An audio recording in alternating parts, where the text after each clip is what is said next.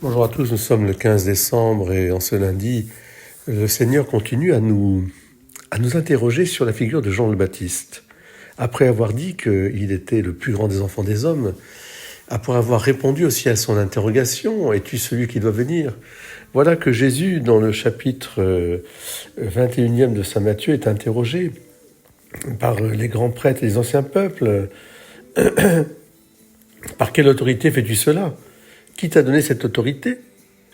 Et alors, aimant bien retourner la question, il leur dit, mais si, répondez à ma question.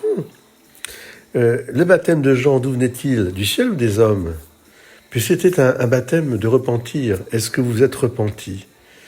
Si nous disons du ciel, il va nous dire, pourquoi donc n'avez-vous pas cru à sa parole? Et si nous disons des hommes, nous devons redouter la foule. Cette parole de Jésus au chef des prêtres est une parole qu'on peut entendre aussi.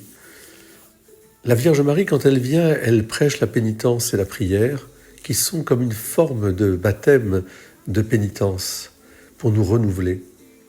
En ce temps de l'Avent qui précède Noël, je vous invite à faire un examen de conscience, vous aussi, à vous laisser convertir, nous tous, à recourir au sacrement de réconciliation de pénitence. Prière et pénitence, non pas pour nous accabler, mais au contraire pour nous purifier, nous laver, nous réjouir de nous revêtir du vêtement du salut. Que la Vierge Marie nous y aide. En ce 15 décembre, je vous invite à remercier le Seigneur de nous poser cette question.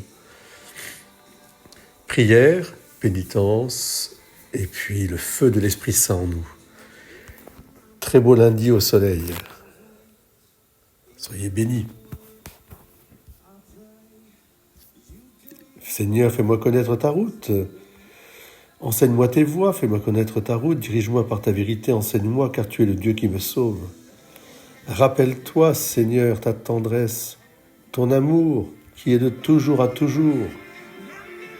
Dans ton amour, ne m'oublie pas en raison de ta bonté, Seigneur. Il est droit, il est bon, le Seigneur, lui qui montre aux pécheurs le chemin. Sa justice dirige les âmes, il enseigne aux âmes son chemin.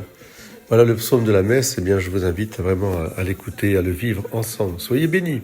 Dieu vous bénisse.